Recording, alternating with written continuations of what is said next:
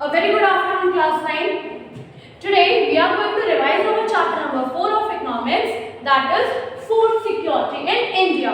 So before starting the chapter, a question arises that what is food? यानी कि हमारा खाना है क्या? So food is something that is consumed by all living beings to survive. यानी कि जैसे हमें जिंदा रहने के लिए, हमें सांस लेने के लिए एयर की जरूरत पड़ती है, हवा की जरूरत पड़ती है, उसी तरह से हमें सरवाइव करने के लिए फूड की जरूरत पड़ती है। और चाहे वो ह्यूमन बीइंग्स हो, एनिमल्स हो या फिर प्लांट्स हो, everyone needs food to survive. Now what is food insecurity or what is food security? Food security कब कहलाएगा? जब उसके 3 dimensions होंगे. And what are these dimensions? First one is availability. यानी कि हमारा जो फूड है वो सबको अवेलेबल हो, हर किसी के पास फूड हो, तब वो हमारा कौन सा आ जाएगा? Availability, food security. Next second point is accessibility, यानी कि हर कोई उसे एक्सेस कर सके, सबकी पहुंच तक वो पहुंच सके, that is our accessibility. And last but not the least is affordability, यानी कि हम अपने खाने को अफोर्ड कर सके।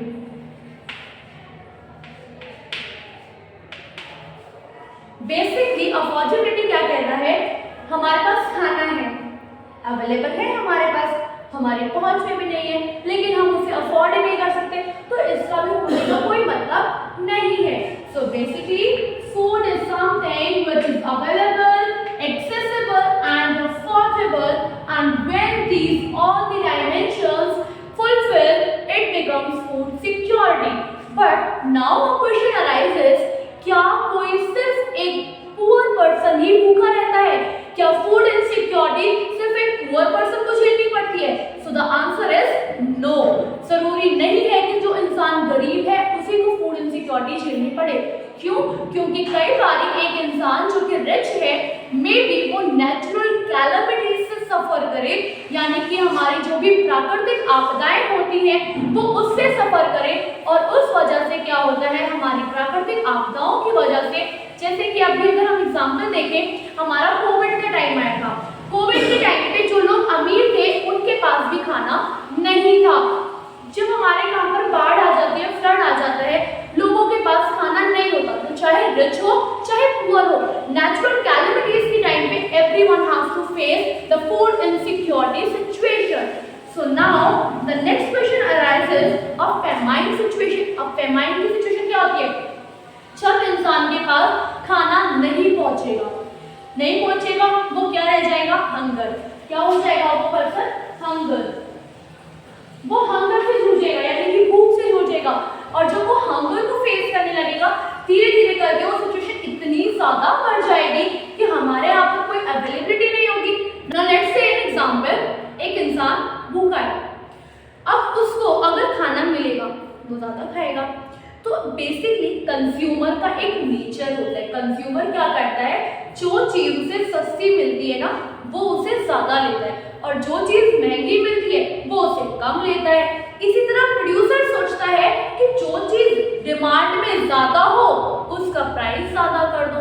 क्यों? क्योंकि अगर प्राइस ज्यादा होगा तो कंज्यूमर कम खरीदेगा, कंज्यूमर कम खरीदेगा तो डिमांड भी क्या हो जाएगी? कम हो जाएगी।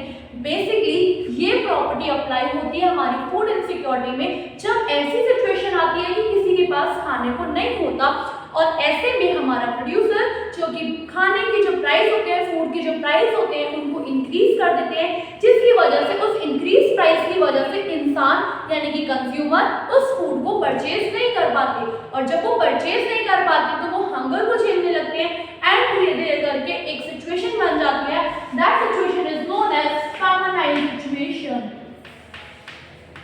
कि हमारे यहाँ पर अकाल पड़ जाता है, फेमाइन की सिचुएशन आ जाती है हमारे यहाँ पर। Now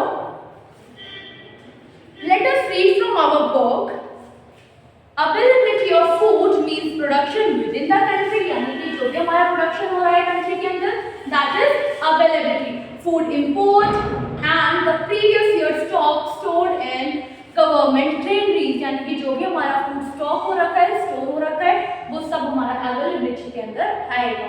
next, accessibility means food is within the reach of every person, हर किसी के रीच में है।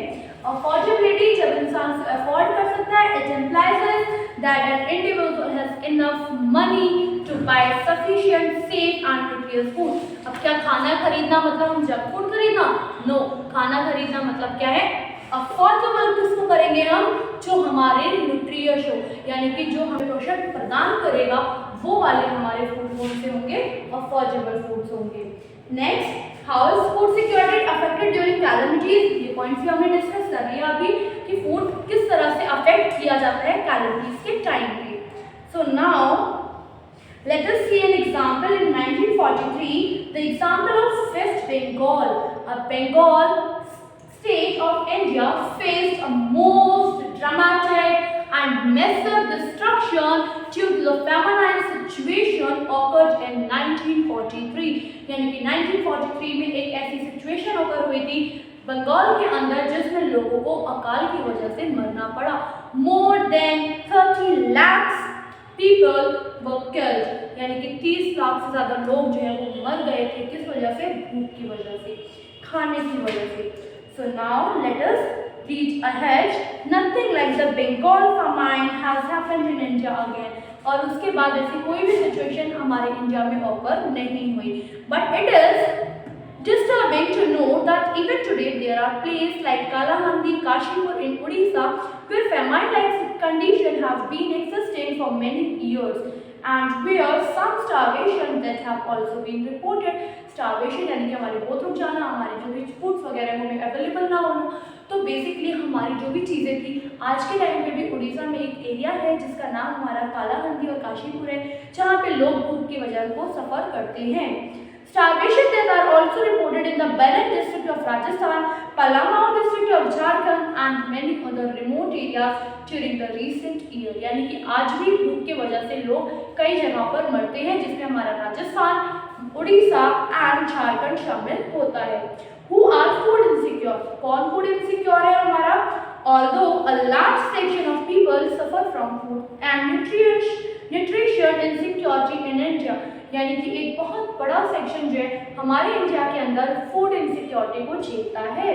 The most affected group are landless people with little or no land to depend upon, यानी कि ज़्यादातर लोग कौन होते हैं? जो उस एरिया में रह रहे हैं बट उनके पास कोई ज़मीन नहीं है, कोई रिसोर्स नहीं है, कोई पैसे नहीं है, ऐसे लोगों को ज़्यादा सफ़र करना पड़ता है। Upon traditionally artisan provided traditional services, petty self-employed worker, disputes including beggars. In the urban areas, the food insecure families are those who working member are generally employed and ill-paid occupation and casual labor market. यानी कि अगर हम बात करें urban areas में, तो urban areas में कौन होगा? जो मजदूर यहाँ पर काम कर रहे हैं लेकिन उनको अच्छे से पेमेंट नहीं मिलती है। These workers are largely engaged in seasonal activities. ज़्यादातर ये वर्कर कहाँ पर engaged होते हैं? Seasonal activities we have already discussed in our previous chapters that seasonal activities is activity which is done in any particular season, जो किसी particular season में की जाती है वो हमारी seasonal activity होती है and are paid very low wages that just ensure their survival, यानी कि उनको सिर्फ इतना मिलता है कि वो अपने जीवन को निर्वाह कर सके, अपने जीवन को बिता सके, बट उससे ज़्यादा उनको कुछ भी नहीं मिल पाता। Now there are two stories of story of Ramu and story of Amber which we will discuss in our next topic. So let us finish this.